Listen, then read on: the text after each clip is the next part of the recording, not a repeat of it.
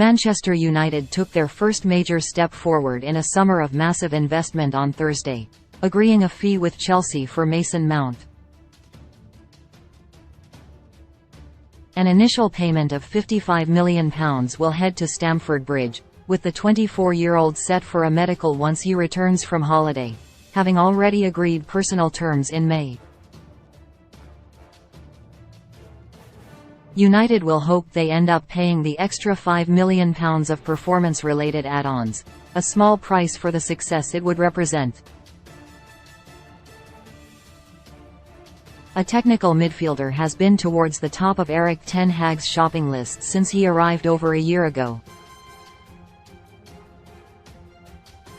The failed pursuit of Frenkie de Jong throughout last summer showed exactly what the Dutchman wanted, and his eagerness to prioritise Mount was further evidence.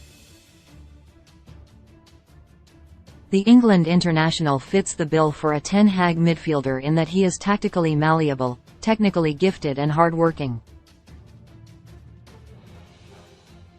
The argument the club overpaid for him is a fair one, particularly given he was entering the final 12 months of his contract. And United do not have the luxury of infinite wealth. In fact, it is quite the opposite. Financial fair play concerns have seen the purse strings tightened at Old Trafford, with Mount essentially cutting this summer's initial budget, believed to be around £100 minus £120 million, in half. Ten Hag still wants a first-choice goalkeeper and a world-class striker, two positions he arguably needed more than a midfielder given the absence of current options in either role.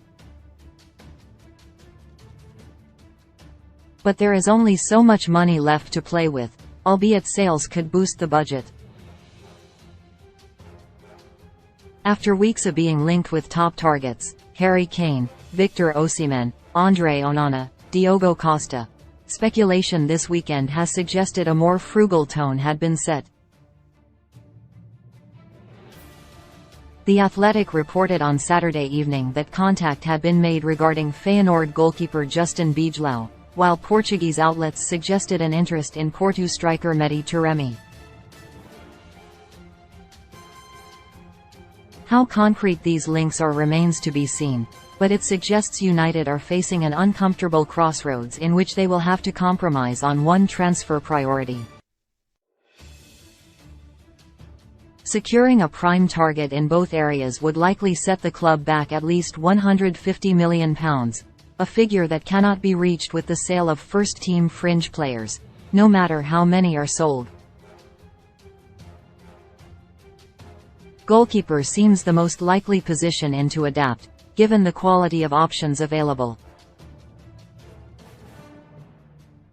Bijlow has been a brilliant part of Feyenoord's title-winning side and is capable of playing out from the back, with the Dutch champions believed to want around £20 million. That money can be recouped simply by selling Dean Henderson to Nottingham Forest, a move the player expected to happen, leaving the remaining £50 million or so budget, plus any further sales, for a striker. Face-to-face talks with David De Gea will resume once he returns from getting married, and as much as the 32-year-old struggled last season, he would cost nothing but reduced wages. United have viable options to reduce costs in that area, but cannot cut corners further forward. Wout Weghorst and Odion Ighalo are testament to that. A world-class number 9 last season was the priority, and despite gaps opening up elsewhere, that hasn't changed.